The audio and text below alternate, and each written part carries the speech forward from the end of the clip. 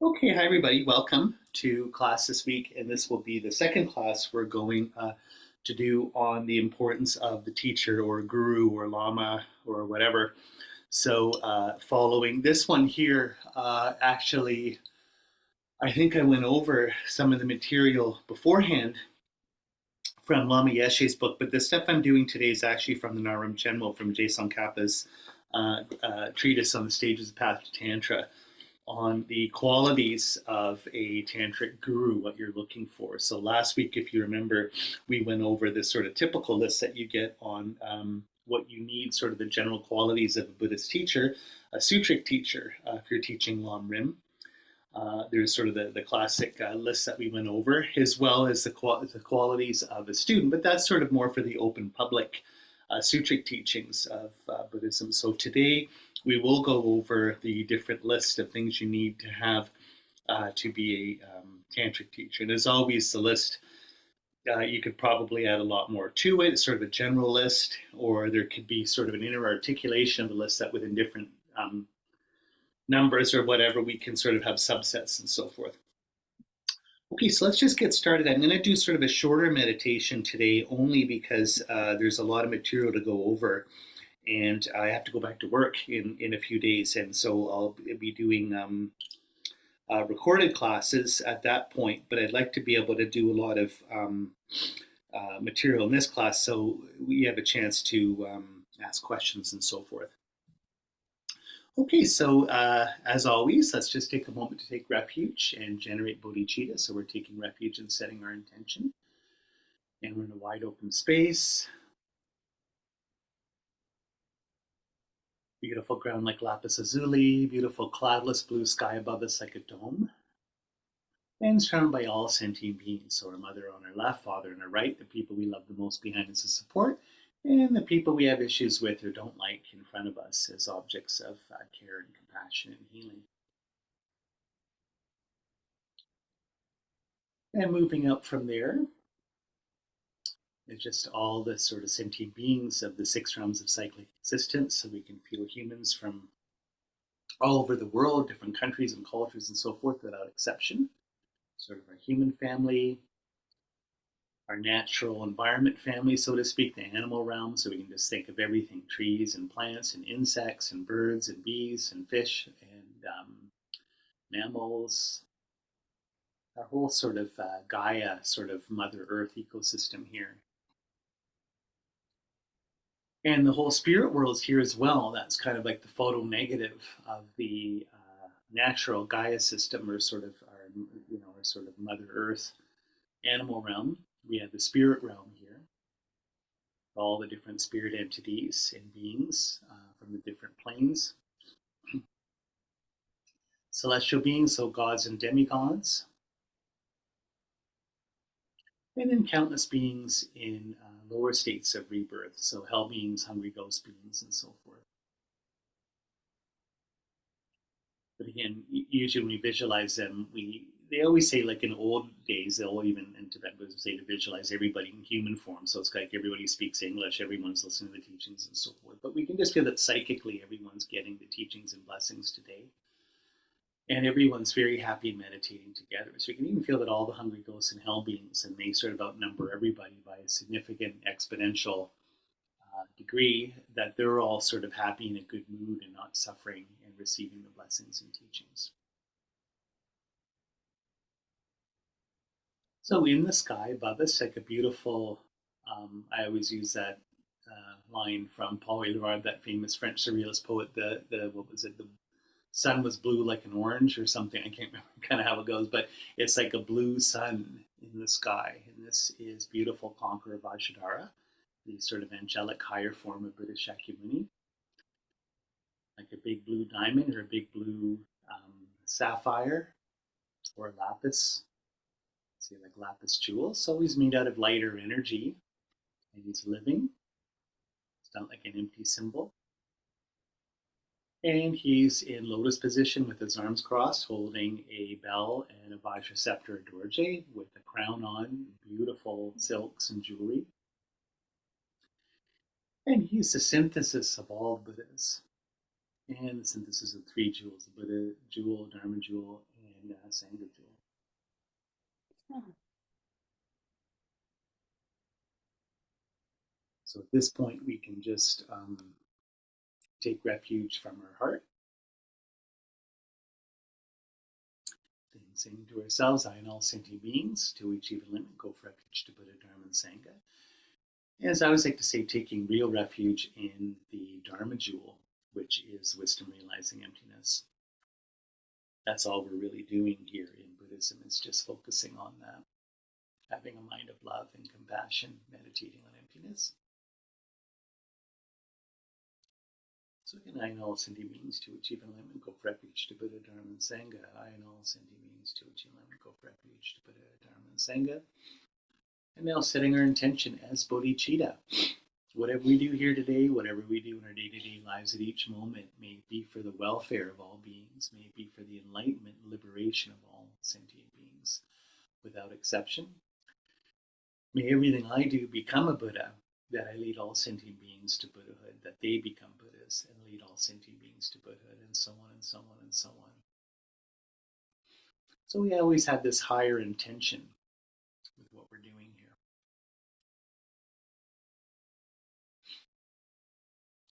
Again, generating love, compassion, joy, and equanimity. May everyone be happy. May everyone be free from misery. May no one ever be separated from their happiness. May everyone have equanimity, free from hatred and attachment.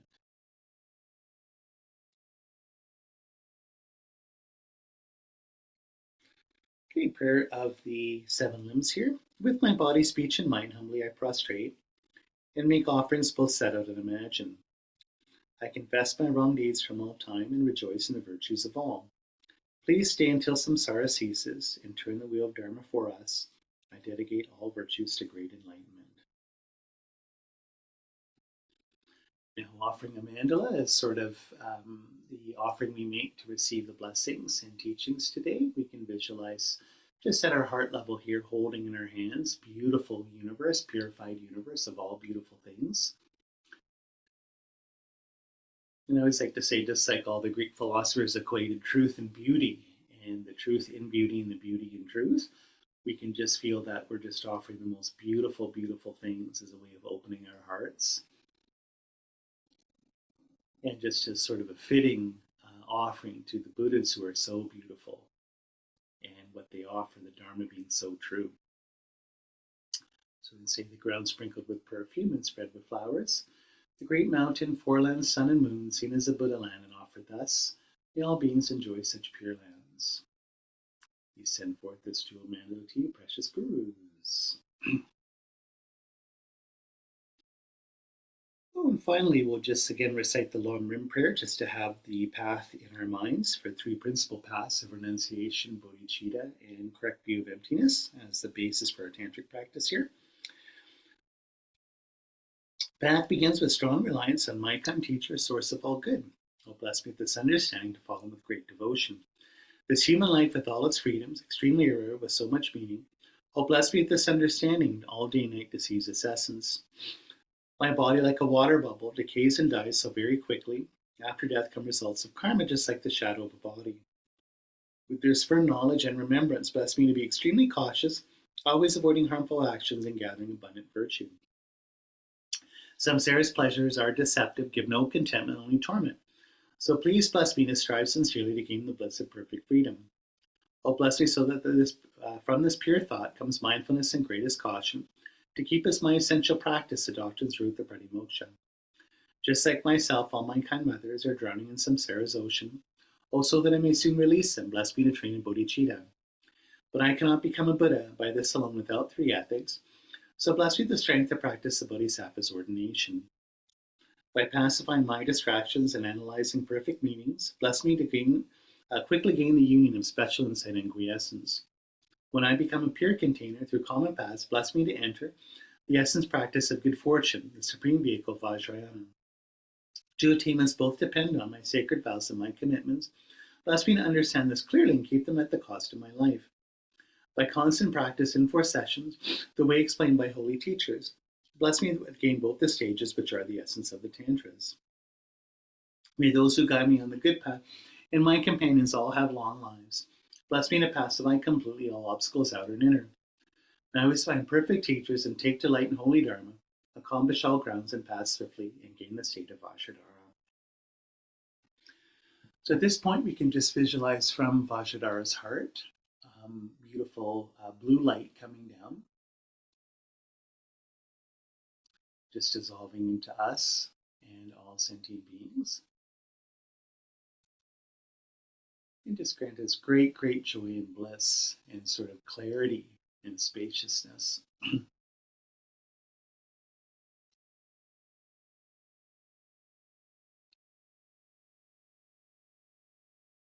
So again, it's just like going out in the dawn and watching the sunrise and all this just over the mountain and all the sunlight coming into your face. Just nice and warm and clear and luminous, making you happy.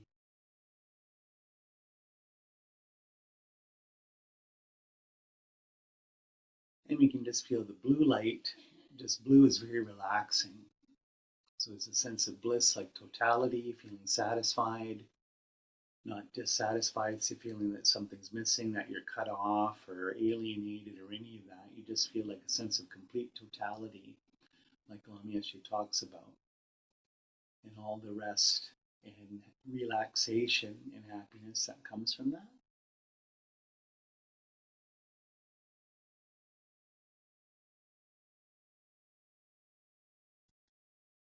And I always add this sort of Nietzschean slant to it, of course, which is the joy, which is a sense of like a boundless, sort of infinite creative power and potential,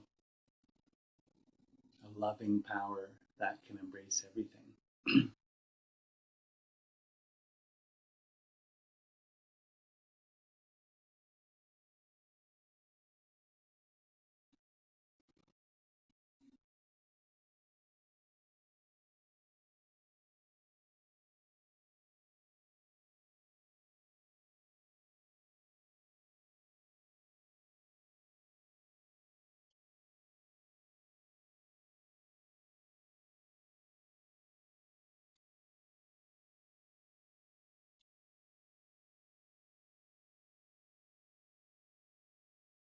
Okay, so what we'll do just today is just let's leave Vajradhara in the sky, shining this light down on us and all sentient beings. We can just feel it's almost like the North Star guiding us on our ship as we're navigators across a dark ocean. We can just feel that the Buddhas are always here blessing us and guiding us, so inspiring us, giving us good energy and showing us the way. And that we're not alone. So just today, I'd just like to leave him in the sky, just sort of above us here, guiding us and blessing us for this discussion. Okay, so let's see what we got here. I just wanted to, maybe it's sort of a good idea at this point just to give a little list of what you need, the qualities you need to have as a tantric student. So there's 2 sets of 5 here. We can just start with that before we go into the qualities or the sort of all the different qualities you need to have as a tantric teacher or tantric guru, so to speak. Just got to get my reading glasses out here. So we talked about last week sort of the general basis for any like having a good tantric teacher is to have what they call the 4 validities. You have to have a valid guru, valid transmission lineage and an unbroken lineage, valid teachings, something that people have practiced and gotten realizations with. And again, further to that, people have practiced it and gotten, gotten enlightened from it. So like 3 and 4, technically valid teachings and sort of, valid teachings and valid results, so to speak. Those sort of go together. So that's what you need as a basis for a teacher, that a tantric teacher. You have to have done all the training, work within an unbroken valid lineage that you have tested yourself. It works, and then your students are practicing it and they're getting results as well. So what do you need to have as a basic tantric student?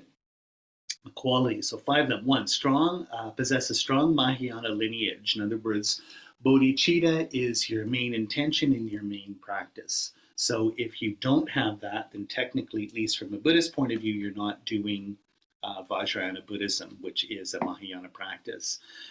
My first teachers said, oh, in the past, my teacher again, Kelsey Turchin, said that, some people practice Tantra and end up in Nirvana, which isn't a bad thing, but in the sense that they don't reach full Buddhahood, they've just reached a state of personal liberation, because deep down, the whole time they've been doing their practice, they've only been doing it for themselves, not for other people.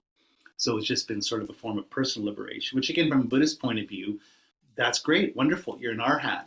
But technically, that's not in the job description. That's, whatever, like, you signed up to be like a food server, but ended up doing the dishes in the kitchen, kind of thing. Like that's not the intention you're supposed to have when you're practicing Tantra. So the very basis, just like with the three principal paths of renunciation, bodhicitta, and wisdom realizing emptiness, the base, the one that we really, really need is bodhicitta if we're going to be a Tantric student.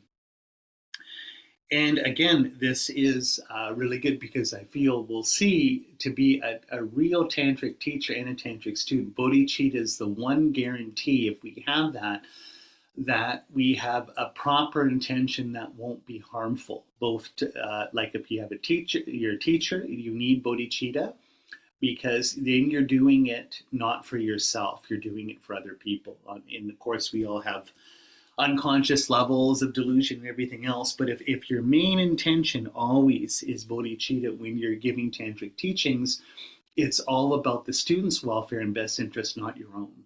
So it's the same thing if you're a student. If you're practicing with a bodhicitta intention, it's not about you, it's about other people. So we can really have the true love and compassion we need as the fuel for a Tantric practice. Second thing we have to have as a Tantric student is a qualified teacher. Of course, to be a qualified student, you need a qualified teacher. They go together. Number 3 is the three principal paths, which I always mention: renunciation, bodhicitta, and wisdom realizing emptiness. 4, motivated by great compassion. So technically that's a little bit of an add-on to number 1, because great compassion is the basis for bodhicitta, like wanting to get enlightened for the welfare of all sentient beings. So I guess you could almost say that the 4th quality here, motivated by great compassion, is really always coming back again and again. Why am I doing my Tantric practice? Compassion is the desire to remove suffering, is to help people remove their suffering, or help beings remove their suffering. So time and time again, why am I doing this? Why am I in retreat? Why am I reading these Tantric texts? Why am I meditating? Why am I saying mantras? Why am I visualizing all these amazing angels sending energy into my body? Why am I doing? What's my intention here? Why am I doing this? Time and time again, I have to come back and saying the only intention I have for doing this is compassion. Compassion for all, and great compassion means compassion for all sentient beings. And 5, which is the wish to quickly liberate them, which in a lot of ways would fall under, again, bodhicitta, Tantric bodhicitta, which is I want to get enlightened as soon as I can. I'm not putting it off lifetime after lifetime. I'm so almost traumatized by the suffering around me, and having this strong intention to help, I'm going to do everything I can to get enlightened as quick as I can. And that's why I will use these special magical teachings to get enlightened quickly. So the other set of 5 qualities of a student, which is number 1, so it's a subsequent set here. So basically you see there's 10 qualities to have as a Tantric student. First one is trained in sutra. So again, trained in the 3 principal paths. We know what renunciation is, we know what bodhicitta is, and most of all, we know what the correct Madhyamika Prasangika, or middle way consequentialist school is for our Tantric practice. 2, receive the appropriate empowerment. So we actually have to take proper, legitimate Tantric empowerments from proper, legitimate teachers if we're going to be a Tantric student. 3, keeping our vows and commitments. We will see if we start to study more Tantra together that what Tantra really ends up being is observing your vows and your Tantric commitments. In other words, creating the proper Tantric habits Just like in Sutra, when we've talked about the classes on karma and emptiness, we see that to be, just like Aristotle said, a virtuous person is to have the correct habits that would make you a virtuous person. It's the same thing here. The greatest tantric work you can do is to keep your vows and commitments, which, in other words, as an angel or deity, to behave the way they would behave to end up creating the world that they live in. Right? This is the whole magical potion we have to do, is to embody these all sets of habits, so to speak, character traits of an enlightened being by having these, observing these proper tantric vows and commitments. And that's all tantric vows and commitments are. It's just the same thing. It's just all the add-ons to the bodhisattva vows that we've taken to create sort of a Buddha universe in our lives. 4, remove all doubts about our guru and our practice. So we have to practice in a complete, embodied, confident way with no doubts about our teacher, about the lineage, about Tantra itself, right? So if you're trained as a master classical musician and you're about to step on the stage at Massey Hall or some fancy,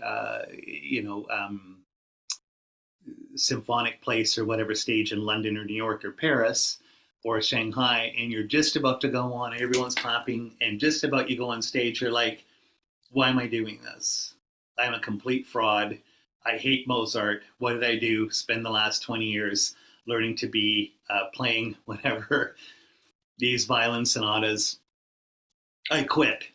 Like if that's going to happen to you right in front of whatever, 10,000 people, what were you doing all those years? So it's the same thing with Tantra. We have to work at removing those kinds of doubts, not just about your teacher and your lineage and everything, but about Tantra itself. Why? Because it won't work in the same way. You won't be able to perform your classical music. You won't be able to run your Olympic race or be an Olympic athlete if you have those kinds of fundamental doubts or, I guess sort of doubts or lack of confidence in yourself.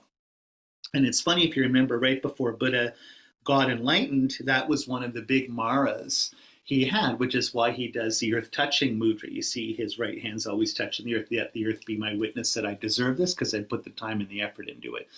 But Mara, like his own demons, come and they say, who do you think you are, loser? Like, why are you doing this? You think you're special? You think you can get enlightened? Ha ha ha. This is all a big joke. This is all big self-delusion. It's all big fantasy, a big dream. That's like one of his last big obstacles, is that kind of doubt. So with Tantra, we can't have that kind of doubt. We have to get to that point in our practice where we don't have it. And then 5 is, again, see the guru as the deity and have unshakable faith. See the whole process as sort of a divine process. Okay. Does anyone have any questions about that? Like just the qualities of a tantric student before we move on, the qualities of a tantric teacher. Is that pretty straightforward? And again, you can always email me later or whatever, or towards the end of the class. Well, it gives some time for questions. But if there's any big glaring question you have there, or no, that's good. Okay. So next step. This is 2 sets of 10. So we've got about 20 qualities of a tantric guru, tantric teacher here. So we'll go through them. And this is the first 10 are the inner qualities of a tantric teacher. And the second set is the outer qualities of sort of what they call like a correct guru, a correct tantric teacher, a real valid one. Okay. Some of these might not make sense. You might not totally understand it because you're just learning Tantra. So again, just file it away or whatever, and one day it will make sense, or you can do a little bit more study on your own here. So number 1, which is being skilled in warding off hindrances or obstacles with protection wheels. Okay. So being able to not just create, but actually embody sort of protection mandalas, protection wheels, wheels of energy. I mean, even myself, I've studied a lot of this stuff. I don't know the full extent of what these things mean. I'm technically not a Tantric Guru, so I can sort of excuse myself here that I'm not failing anybody, but sort of all the different dimensions and levels to what these sort of ritualistic, energetic, or wisdom creations are. Yes, I don't know the full definition of this, so which is why you can talk to other teachers as well. But the first one is a skilled warding off of hindrances with a protection wheel. So this, can you protect yourself? Can you protect others? Negative influences, negative energies, quote unquote, evil spirits, delusions, and so forth, with proper spiritual protection wheels or protection boundaries, so to speak. That's the first one. Number two, skilled in drawing protection amulets. Can I create wards, tantric wards or amulets to protect myself, protect people, ones that work? So not just ones I sort of download off, like being Sabrina the Teenage Witch, and like, oh, I've poured lavender oil on this, warding off evil energy. Shouldn't make too much fun there, but in the sense that on a real way, creating traditional amulets, protection amulets that protect people, in particular protect people from themselves, from their own delusions, from their own negativities, from their own confusions, right? So we have all this when you go get the amulets, like I always do from Japanese temples, or when you're in Thailand, Theravada countries, they make almost like sasas. They have all the amulets, I guess, out of clay, or so you can buy them. And if you're a real Tantric Guru, it's not, you just don't make these things and they're of symbolic value, but they actually have energetic value or power. We could go on and on. We've got a million stories about these, how these kinds of amulets can protect people and help them and so forth. So you have to have the skill and the power to make these things as real things. Like for instance, I think this was Rinpoche's grandfather, who was not just a great sort of Tibetan chief, but he was a tulku and a lama. But he had, I can't reach over on my shrine here, I've got gauze or amulet boxes, but he had one, and I'm pretty sure it's in Rinpoche's autobiography. He was shot by a Chinese soldier, and the amulet box caught the bullet, kind of like a magnet, and he was fine. So the point is that if you have power as a correct tantric teacher, you can create these kinds of amulets that have that kind of power, that stop a car accident or cure someone's terminal disease or something, so forth, right? So can I do protection wheels? Can I draw proper protection amulets? 3, this is in the context 3 and 4 of Anuttara Yoga, highest Tantra teachings. These are, there's 2 sets here. There's 4 empowerments, what they call the Vaz, secret, wisdom, and word initiations. We won't get into those because we're not teaching highest Yoga Tantra, but to be a proper qualified Tantric Guru, you have to be able to give those initiations. And again, not just read them out of a book, but energetically give your students a proper highest Yoga Tantra initiation with everything that those entail and everything that those do.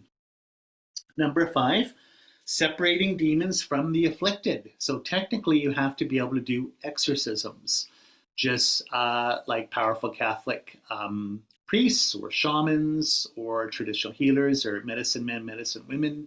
If someone has a quote-unquote demon inside them, some form of psychic, psychological, emotional illness, can you do healing for them? Will it work? Can you do an exorcism that cures the person, that quote-unquote dispels the demon, so to speak? That's hard.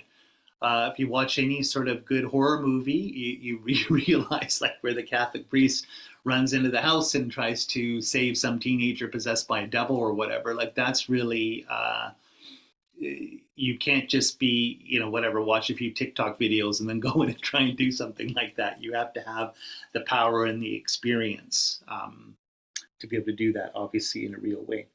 6, skilled in torma offerings. So actually to be able to make the traditional ritual cakes and how to offer them, to sort of energetically be able to present them to a deity's mandal, to have that work. Number 7, skilled in reciting mantras. So knowing what the mantras are, how to pronounce them properly, how to recite them to actually do them in a way that they function. The four tantric actions of pacifying, increasing, controlling, and destroying. Mantras having those four actions. So you can do wealth mantras for people, healing mantras for people, pacifying, controlling actions where you can help heal people that are suffering from serious, let's say, addictions or mental health issues using mantras. And I have here verbal and mental. So not just reciting it, but actually when you do the mental recitation where you can recite mantras in your mind without enunciating, having that done properly. Wrathful tantric activities. So this would be, it's a whole category of tantric practice. This is what is wrath. My first teacher, again, Kelsing Tarchin, always said, wrath is when you're using more forceful, intense means of compassion. And so you don't want to say that you're getting angry, because it's not. Anger is always motivated by self-cherishing. The compassion is that you're cherishing the sentient being that you're doing it for. So it's the same thing as disciplining your children, whatever that means, to make sure that you set a limit. You want to stop them from hurting themselves. So on an energetic level, through wrathful tantric practice, one of the four tantric actions, which is wrath, or sometimes used, quote unquote, destroying negativity actions. You have to be skilled in doing that. So my first teacher, Tarchin, said, you always know you're acting wrathfully rather than through anger is if your mind's completely clear in the situation. You have total recall of all the details, and your only focus is caring for the other person. Whereas if you're just angry, you know what it's like when you get angry and you lose it. You don't know what you're saying. All you're focused on is your own stuff. You can't even see the other person. That's the object of your anger. So there's a big difference there with wrath and anger. A big thing is, again, self-cherishing is the motivation for anger, and wrath is compassion or bodhicitta. Number 9, consecration rites, being able to do proper consecrations of temples, of shrine objects, statues, and so forth. Do you know how to do that? Can you do that?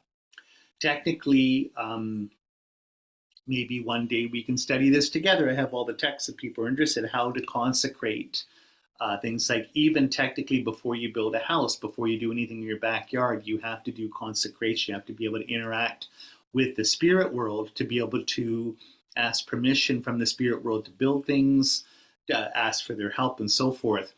When you're doing something, this in the Buddhist context would be like, are you building a stupa, statues, temple, place to do retreat, so forth? Can you do a land consecration? They call it like seizing the ground from a tantric point of view. As a tantric guru, you have to know how to do that. Number 10, finally, which is constructing a mandala and making offerings, knowing how to do all the different offerings, charmas, and so forth. Technically, the 4 kinds of offerings in High Circuit Tantra: outer, inner, secret, and suchness offerings, but also doing the mandala. In the old days, they're like, okay, Matthew, we want you to do an initiation here for us, an empowerment. Okay, I have to create the mandala for that. So not just in my mind visualizing it, but like in the old days, now everyone can just laser print it or photocopy it, but I would have to create a mandala, either a sand mandala, a 2-dimensional mandala, or construct it like a little wooden house mandala. Back in Tibet or India or Mongolia or Japan, I would have to do that. And I'd have to know how to do that from scratch in my mind, like all the dimensions, all the colors, build it myself over a few weeks, paint it all, and then have that on the shrine. Now I can do the empowerment. Or I have to be able to do the sand mandala like all the Tibetan monks do before I offer the mandala to my students. So you can see those 10 things, those are like the sort of inner qualities of a tantric guru.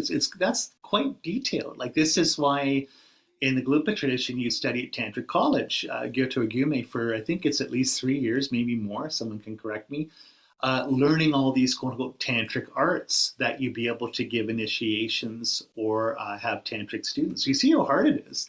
Like nowadays, everyone's, oh, I'm a tantric guru. I've got my own YouTube channel, Lama Matthew or whatever. But when, for instance, when I look through this list, I'm always like, oh, well, I don't have any of these. Why am I teaching this class? But in the sense that the standards have to be very, very high if we're going to have an unbroken lineage and carry all this stuff forward for future generations.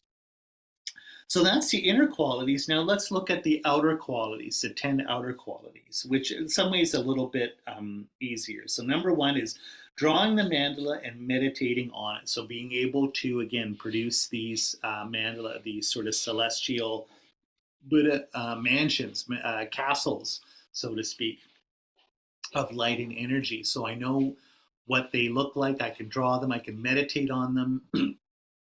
Nowadays with artificial intelligence, animation, computer graphics, you can just go on YouTube or whatever and look at these beautiful mandalas, what they look like. But in the old days, you have to sort of memorize them. And sometimes it's interesting. They're just descriptions written in a text with no picture. So you have to sort of be able to visualize that just using a text. Very, very difficult. And my teacher, Dave Gonzalez, who taught me all this stuff, I can't remember who it was, but one of these Gelugpa lamas, he got some kind of vision on how to do one of the mandalas for the days at St. Saruka, but it was weird. Like, it just didn't seem to make sense to his students and to other lamas. And he said, well, we have to physically build this building with the proper dimensions. And everyone's like, oh, I don't know about that. And he's like, no, let's do it. And then when he had all the instructions, everyone's like, there's no way that's going to work. And he's like, hey, this is a vision. The Buddha's given us, it's got to work. And when they actually started building the house, the mansion, it did work. Somehow all the dimensions, everything all kind of fit together. So it's almost like one of these Japanese temples where there's no nails or screws used. It's just where all the wood fits together. So that did it. And he had that in his mind. So everyone had so much faith in him because like, wow, that's just like it totally worked as a house. So you have to be able to do that. Number two is, this is a Anuttara Yoga, Highest Yoga Tantra quality, which is skilled in generation stage meditation. Well, technically, you could also argue that the other three levels of Tantra, Kriya, Charya, and Yoga, require that you be skilled in visualization. So can you visualize? Can you meditate, do tantric meditations in your mind? Like when we're visualizing, like pure body, pure environment, pure actions, pure enjoyments. Like, can your mind picture all these things? Three, knowing the sacred hand gestures or mudras. Four, a little bit more complicated, which is knowing the various tantric dances. So this would be the cham, or in Mongolia they call it sam dancing, lama dances. So I don't know very much, but they have to do the whole mandala on the ground, and then you have them dress. There's different dances to do, and Christine and I, when we were in India, I guess almost 30 years ago, we were there for Losar at Minjaling Monastery, which is one of the big Nyingma monasteries. They had the big, leading up to New Year's, they did a big Vajrakalaya dance. And they have all the monks all dressed up doing the dance. It's like a big puja. And then it's very amazing because at the very end, everyone's projecting all their negative energy for the year into an effigy. So it's kind of like they make it out of dough or whatever, like a little guy. And the abbot comes over and he's all dressed up and he's got this big turban, he stabs it. So when he stabs it, it's like, okay, all the bad energy from this past year is gone. We're starting a new slate for this year, for New Year's. So that this dance was very beautiful. And then what I've always thought is amazing is that the dance ground's open, everyone sits around it, and it's for hours and hours, and you kind of don't know what's going on, but it's just like a big puja, and all the monks are going around dancing. But what I've always found really very profound is that they have a whole class of performers, monks, that are the clowns. And so they have, you might have seen them, kind of scary masks or kind of goofy stuff. And they patrol the perimeter to make sure kids don't run on or someone doesn't crowd across the mandala going home and kind of like wreck the puja. So they're kind of like bouncers a little bit. But one of the real functions they have, and it was very funny because when we were there, it was just kind of like they didn't do anything.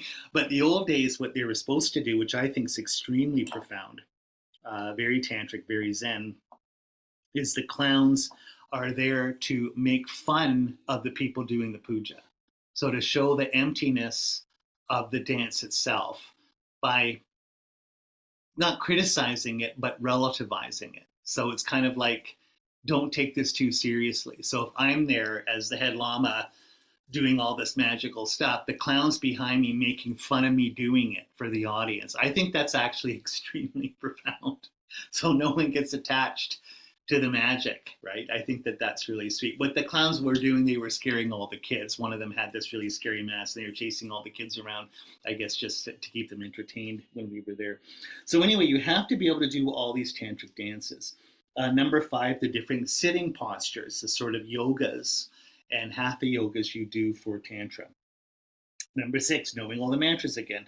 Number 7, knowing all the fire pujas, 4 types of fire puja: pacifying fire puja, increasing fire puja, controlling fire pujas, and destroying fire pujas.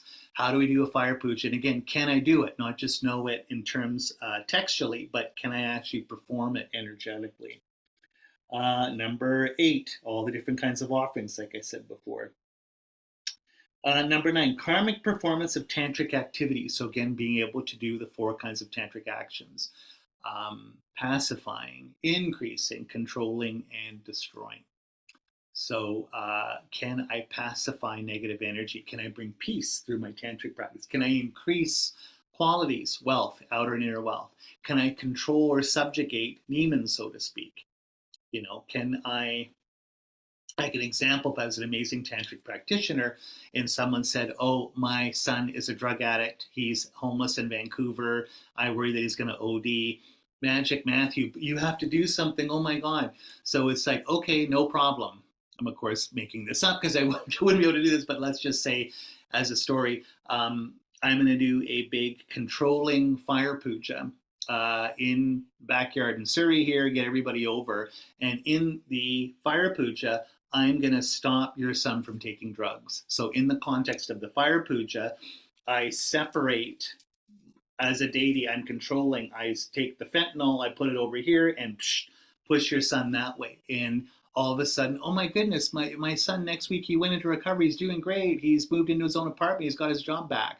And it's like, thank you very much, Magic Matthew, you did this.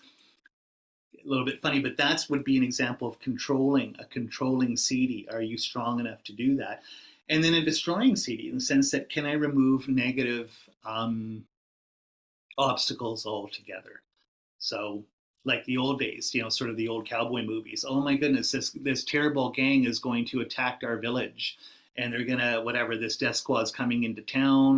They're coming this way. They're gonna kill everybody and steal everybody's money. Please, can you stop this? And I do the big destroying fire puja, and all of a sudden, the gang takes this big detour. There's a big hailstorm, and oh, we can't go to that town. The weather's bad. Let's go around it, and then the town is saved. So there's many examples of this, like His Holiness Kapje Song Rinpoche, one of Zazen Rinpoche's, our guru's teachers, one of the great Gelugpa lamas of the 20th century. He did this during the Chinese crackdown in '59 before he left. It must have been in eastern Tibet. But this one Chinese army unit was going to attack this village, and they said, Rinpoche, please stop them coming. They're going to come and take over the village as part of the big 1950s Chinese invasion. So he did some kind of magical display where the Chinese army was coming, and it looked like there was all these Tibetan guerrillas with rifles along this ravine. So all the Chinese soldiers, they got scared, and they diverted and they went around, and they didn't go into the village. So it's kind of like a destroying siddhi that he used to save everybody in the town. An example. So then finally, can you welcome and sort of give farewell to deities? Can you invoke deities? Can you invoke a mandala? So, my friend and teacher Dave Gonzalez always said, oh, you want to give a tantric initiation? Great. Can you actually bring the mandala from the Pure Lands here? Can you invoke and welcome? Can you send it back energetically? In other words, so it's not just like you're reading text, like, can you actually empower your students to do that? So there you go. That's the 10 inner and outer qualities of a tantric guru. And so how do you know if people actually have these qualities? Well, that's a really good question, because it's like, can you go up to some tantric guru with that little list and say, okay, let's go through the list. Do you have these 20 qualities here? That's a bit harder. And if someone's humble, of course, they're not going to admit to having any of those qualities. So it's very kind of difficult. But in a lot of ways, like as long as Dalai Lama said, you have to quote unquote spy on your teacher for 10 years. I remember years ago we said that you should, over time, in a polite and responsible way, just check your teachers if they have these qualities and always talk to them about it. And of course, maybe they have some of them, maybe they don't have others, but it's sort of up to you kind of to do your homework for that. So just to conclude, I wanted to read one little thing on faith, which is by our dear friend Bill Wells, great practitioner, and he did the 108 Springs Chud Retreat with our teachers as Rinpoche in Mongolia in 2011. And I just wanted to read, he has in Rinpoche's new Chud book, it's his like little tiny text or a thing where it was his recollections of having done the retreat with Rinpoche. But there's a great line he has, as Bill just has so much wisdom. But he says, I have heard Zazen Rinpoche said that the Vajrayana or tantric practice first and foremost requires faith, while practicing sutra requires critical thinking and discernment. Why faith? I suspect faith is the only way to dismantle our ego defense mechanisms. We can't reason with emotions. We can't think our way past fear, anger, or envy. We must leap first and look on our way down. Having already committed to the plunge with no way back to the edge of the cliff above, faith gives us wings and direction. Faith in the Guru, faith in the practice, faith in the path, and ultimately faith in ourselves. So I wanted to sort of end on that. No matter what, it's all about that faith, most of all faith in yourself. Not just faith in your teachers, tantric teachers and lineage, but most of all faith in yourself as a tantric student, that you can do this, that you have everything it takes. And then last but not least, a list of good books on tantric teachers. So this one here is Heart of the Path by Lama Zopa Rinpoche, one of my favorites. I have to admit, I haven't read in a very, very long time, but it's a very, very good book on what it means to have a teacher, a sutra teacher, tantric teacher, by one of our great Gelugpa lamas. This is the old one, the first edition, Alexander Berzin. It's called Relating to a Spiritual Teacher, Building a Healthy Relationship. He's re-released it, to be honest, being a bad teacher. I can't remember what the new text is called. It's something might be like Wise Teacher, Wise Student, or something like that. At one point, he had this free as a PDF on his website. So if you just look at Alexander Berzin, another great teacher nowadays on relating to a spiritual teacher, so forth, this is really, really a good book. This one here is more from a tantric point, like highest yoga tantric point of view. I like it very much, from the Aronema Sangha, and it's called Dangerous Friend, Teacher-Student Relationship in Vajrayana Buddhism by Rinzin Dorje. This is more of a deeper, kind of heavier text. It's wonderful. I like it very much. But again, it's more for a higher understanding of a teacher rather than a Kriya Tantra. And then, of course, one of Christina's lamas here, Dzongtse Khyentse Rinpoche, who's so wonderful. And he wrote this book, you might have heard about it, called The Guru Drinks Bourbon. And I found this to be a very, very good book, too. So I would say that I think all in all, it's a good place to start. Lama Zopa's book is a great place to start. So there you go, lots of information. Just sat here and talked to you like a robot for about 45 minutes. But I wanted to make sure that everyone got the sort of basically all those lists and so forth on that. Does anybody, we could spend the next 100 years going over this stuff and it wouldn't be enough. So it's sort of an ongoing study that you have to have about what the Guru is and how a Guru functions in your life. But I figured as a quick little introduction, would be good. Any comments or questions or? Mm-hmm. Yes.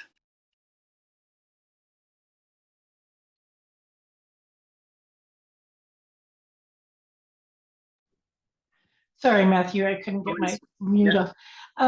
One of the things that I wanted to ask you was books. I really feel like I benefited greatly from Lama Yeshe's book that you gave to us at the beginning of the class.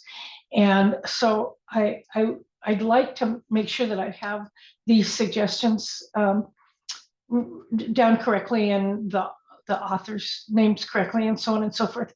So I wonder if it would be possible if you could give us a list of books. Would that be asking too much? Yeah, I can send that out as an email. Again, this will be recorded, so you can just Oh, yeah. video again and just press stop. But of course, like I said, the one I think is a really nice place to start is Lama Zopa's book here, which I hope is still available, Heart of the Path. Okay, that's Lama Zopa. Thank you. It's a good one. It's excellent, and it's just kind of like all Lama Zopa stuff, extremely wise, incredible, perfect, and also PG in the sense that it's a perfect introductory text. He's never controversial or saying anything that might ruffle your feathers. It's almost more of a Lam Rim text. It's excellent. And then this one at the time, Alexander Berzin's book, I found very helpful. He wrote in the 1990s, so maybe things have changed a little bit. I don't know, but he's got stuff just on issues you have with the teacher, your own blocks, issues you needed in addressing the relationship properly, and so forth. So I found it a very, very helpful book. He did a big thing also. What you have to do is, of course, just try and contextualize things.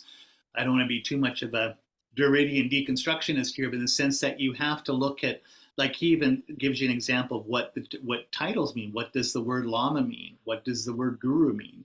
You have to look at what all these things meant in an Indian context, let's say 2,000 years ago, 1,000 years ago.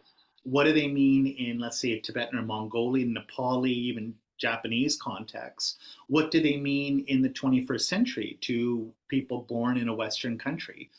So you have to do your own little bit of a quote unquote archaeology or genealogy of a lot of these concepts to see how they work now, what works, what doesn't work. Like La is sort of an honorific. Ma's mother means great mother. So your teacher is your mother, right?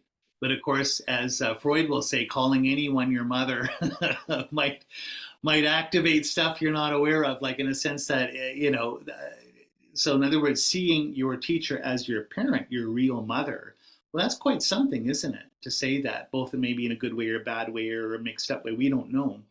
But that's technically what that word means when you call someone, oh, Lama Matthew. It's like my mother. Matthew, you were like my mother, giving me birth, being my parent.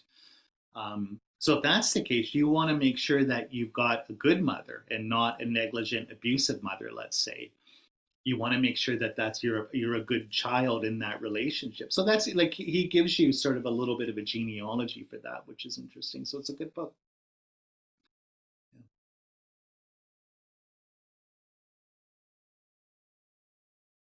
Anything else? Any other? And again, we can go over this at a later date as well. It doesn't have to be sort of exhaustive just on the one day here today. So. Yeah, Matthew, I'll just go through the recording, the last part of the recording. Take a look and just see what you think and so forth. Yeah, thank you. Again, what I like to see is that being a Tantric Guru is like kind of being a priest, shaman, healer, soothsayer, doctor, therapist, judge. Like there's a whole bunch of different roles that go along with being this. As you can see that if you're doing exorcisms, it's almost like being like a medicine man or a shaman or something like that. If it's giving teachings, it's like being a scholar, like being a priest, being an advisor. And that's why it takes many, many, many years of study and skill and craft, like becoming a professional athlete or a musician or like a psychologist or a doctor or a lawyer to get to that level. Just like in the old days, training to be a rabbi or a priest or a mullah, it takes years. You can't just say, oh, I'm a rabbi, whatever, I've read the Talmud and kind of my own. It's like, no, you have to go to rabbinical school. You have to study all this stuff. So a lot of people nowadays run around, call themselves Lama Matthew. I have my own whatever TikTok channel, and you can buy my magic potion and get enlightened. And it's like, well, how long? Who are your teachers? What's the college you went to? How did you study this stuff? It's very serious to actually say that, and especially if you say that you're working within a lineage. Well, do you live up to that lineage? Have you got the proper instruction? So I just wanted to show that by giving you that list, not to overwhelm you or to think, oh my goodness, I'll never find something like this, or I'll never be this. I want to be a Lama one day. It's impossible. No, it's just like anything else. You have to put in the work and the time. Yes, Lena? Yeah, Matthew, it's about the quality, the skill of the guru to build protection wheel. I don't want to say that gurus needs to be like invincible, but like when something happens to the guru, like the invasion in Tibet, and many Yeah. gurus were imprisoned. Like, how do we know that? Um, I mean, that it's just the natural circumstances and karma, rather than that someone cannot build the protection wheel. And that's an excellent question. Thank you. And again, we could do just an entire course just on that one question. What does it mean to see faults in your guru? What does it mean for your guru to quote unquote make a mistake?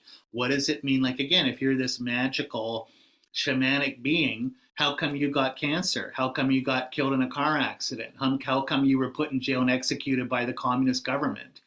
Couldn't you stop that? Why didn't you stop that? Why did you let, I mean, all these lamas, a lot of, like, even Tibetans, like, hey, you could have left. You could have made Magic Rainbow all the way over to New York City and walk over it. But instead, hey, you got put in jail and murdered.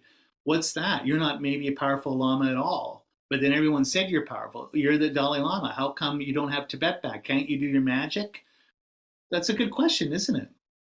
So what people always want to do is start making up karmic superstitious explanations, which I can't stand because we don't know why things happen to other people. We don't know their karma.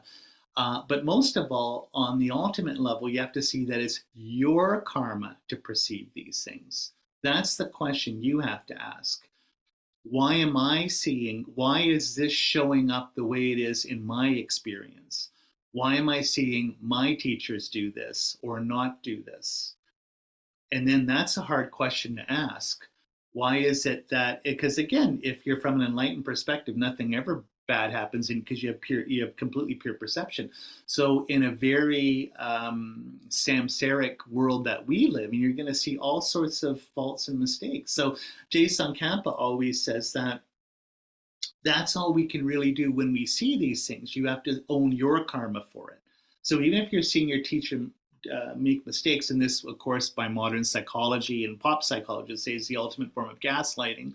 But you would say, if I'm even seeing faults and mistakes in other people, my teacher, my community, this is my bad karma, right? So then, well, anyone nowadays says, well, why blame yourself? Why blame the victim? But it's not that, because Jason Camp is like ultimately you have to take an ethical stand, but you take an ethical stand from your point of view. So it's like, wow, Tantric teacher Matthew Richards has been running the temple as an elaborate weapon smuggling organization to third world countries. My goodness. And he's been taking in illegal alcohol too, and selling illegal cigarettes. What kind of tantric guru is that? But here's the thing. What if Green Tara comes down and says, well, actually, Matthew's changing world history, like 500 years from now, it's stopping a comet from destroying the planet, let's say, blah, blah. I'm just making a joke here. But the point is that you don't know what's going on a lot of times, but you still have to make an ethical decision. So as a tantric student, you could say, Matthew, Lama Matthew, I have to put my foot down here. From my point of view, I just see you not running a Tibetan Buddhist temple, but an elaborate weapon smuggling organization for death squads in the third world. I can't support this. I can't study here. I can't give you money to do this. You might be enlightened doing everything, but from my point of view, I'm keeping my vows pure from confronting you directly in doing this. You see what I'm saying? So it's not like, it's a lot like Kant says, the difference between a judgment of sensation and judgment of experience. In other words, I see compared to there is. I see I have an experience, or there is a public object everyone else can see. So technically, from a karmic point of view, you say, from my karma, from my perspective, this is how I'm taking it. This is what works for me. This is what's true for me. This is what is important for me. This is where I have to put my foot down. This is my emotional boundary. This is what I will no longer accept, or what I will accept. But I'm not saying, hey, everybody, join me in this, because other people might see it in a different way. You know, other people might say, like, let's say the whole community, oh, we're no longer studying Tantra, we're only doing Sutra. And I'm like, well, no, I'm making a public stand. We have to keep studying Tantra. I can't speak for everyone in the community. I can't make that stand on behalf of everybody else. I have to do it for myself and my own karma. So I guess what I'm saying is that these kinds of issues, when you see tantric magical teachers, even some, I'm not saying failing, but things happening to them, which you think, well, if they were enlightened or magical, why did this happen? Why did this happen?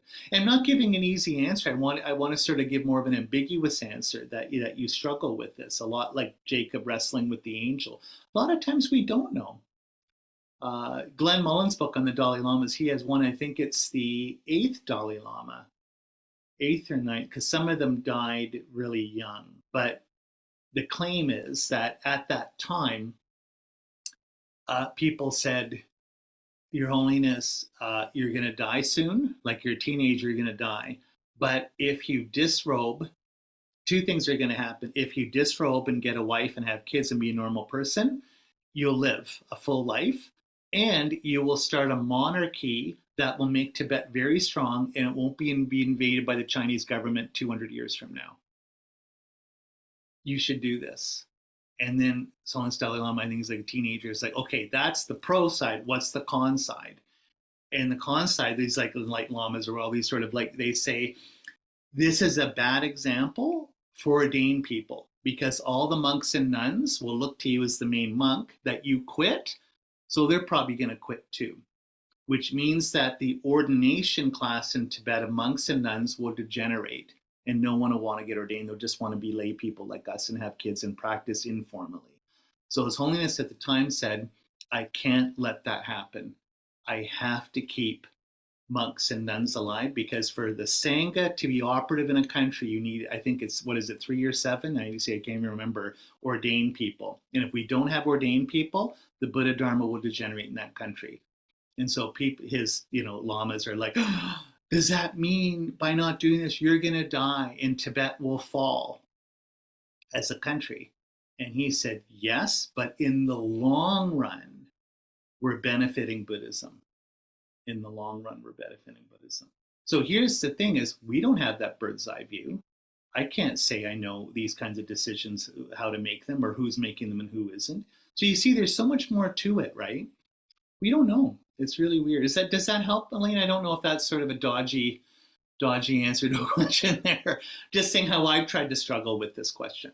So it makes sense totally. Yeah. I'm just a little bit confused then if it's like about me and my vision and my perception, like why we have this as a point in the list of the Guru's quality, if it's so like confusing and ambiguous and like controversial. I don't know.